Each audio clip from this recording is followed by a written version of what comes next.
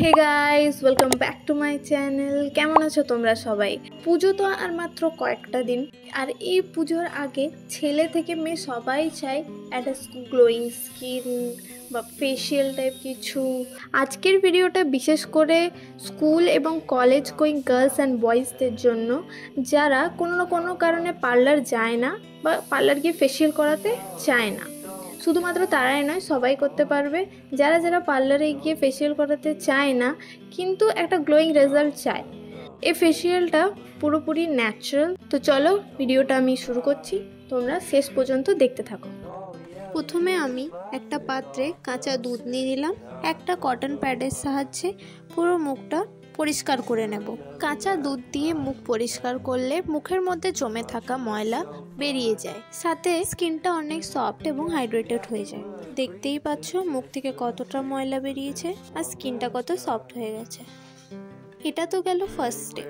Second স্টেপে আমাদের steam নিতে হবে। সেই জন্য আমি একটা পাত্রে গরম জল করে এনেছি। স্টিম যদি তোমাদের নিতে অসুবিধা হচ্ছে তো আমার মতো টাওয়ালটা গরম জলের মধ্যে ডুবিয়ে তারপর মুখে এভাবে হালকা হালকা দাবিয়ে নিতে পারো। স্টিম নেওয়ার একটাই উদ্দেশ্য, পোর্সগুলোকে খোলা এবং ব্ল্যাক হেড হোয়াইট হেড যাতে সহজে বেরিয়ে যায় আর ডেড স্কিন যাতে আরও ভালো বেরিয়ে যায়, সেই জন্য স্টিম নিলে আমাদের পোর্স ওপেন হয়ে যায়, যার জন্য এক্সফোলিয়েট করলে মুখ থেকে সব ডার্ট বেরিয়ে যায়। থার্ড স্টেপ হলো স্ক্রাবিং। সেটার জন্য ওভারনাইট ভিজিয়ে রাখা চালকে গ্রাইন্ডারে গ্রাইন্ড করে নিয়েছি এবং তার মধ্যে একটুখানি মধু মেলালেই তৈরি হয়ে যাচ্ছে আমাদের স্ক্রাবার। চালটাকে ওভারনাইট ভিজালে চালটা একটু নরম হয়ে যাবে, যার জন্য আমাদের স্কিনে সেরকম কিছু ক্ষতি হবে না। একদম হালকা হাতে স্কিনের মধ্যে এটা লাগিয়ে এক্সফোলিয়েট করব 1 মিনিট পর্যন্ত।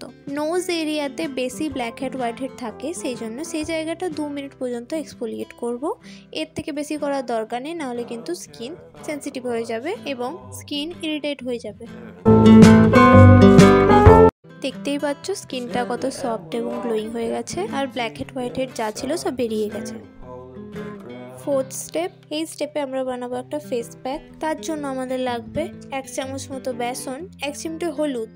প্যাকটাকে মিক্স করার জন্য তোমরা রাইস ওয়াটার, গোলাপ জল অথবা কাঁচা দুধের ব্যবহার করতে পারো। আমি এখানে কাঁচা দুধ দিয়ে প্যাকটাকে তৈরি করে নিচ্ছি।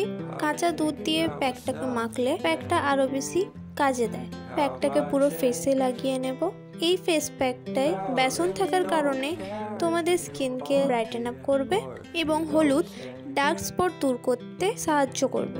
15 মিনিট রাখার পর যখন প্যাকটা শুকিয়ে যাবে তখন তোমরা একটা কটন প্যাড বা কোনো কাপড়ের সাহায্যে প্যাকটাকে তুলে নিতে পারো অথবা নর্মাল জল দিয়ে মুখটা ধুয়ে নিতে পারো। তোমরা দেখতে পাচ্ছ কতটা ডিফারেন্স মুখের মধ্যে এসেছে। ফিফথ স্টেপ, টোনার বানাবো। টোনারে রাইস ওয়াটারের থেকে ভালো আর কিছুই হতে পারে না। তোমরা চাইলে নর্মালি গোলাপ জল ইউজ করেই নিতে পারো, কিন্তু যেহেতু আমি হোমমেড ফেশিয়াল দেখাচ্ছি হোমমেড জিনিসের দ্বারা, সেই জন্য আমি রাইস ওয়াটারটা এক্সট্রা করে দেখাচ্ছি। কিছুই না, 1 মুঠো চাল ভালোভাবে ধুয়ে ওভারনাইট জল দিয়ে ভিজিয়ে রেখে দিতে হবে। সকালবেলা সেই জল শুদ্ধ গ্রাইন্ড করে স্ট্রেন করে নেবে। এটা তোমরা 10 দিন পর্যন্ত স্টোর করতে পারো এবং ডেলি ইউজ করতে পারো। আর হ্যাঁ, রাইস ওয়াটারটা ঠান্ডা হলেই ভালো, কেন কি আমরা স্টিম নিয়েছিলাম পোর্স ওপেন করার জন্য, তো পোর্সগুলোকে বন্ধ করাটাও দরকার। রাতে চালটা ভিজিয়ে রাখার সময় ফ্রিজে রাখবে, বাইরে রাখলে গরমে খারাপ হয়ে যেতে পারে। ফাইনাল স্টেপ, এবারে স্কিনটাকে ময়শ্চারাইজ করব, যে কোনো ময়শ্চারাইজার অথবা অ্যালোভেরা জেল দিয়ে। সকালে এই ফেসিয়ালটা করলে সানস্ক্রিন লাগাতে একদম ভুলবে না, সেটা কিন্তু ইম্পর্টেন্ট।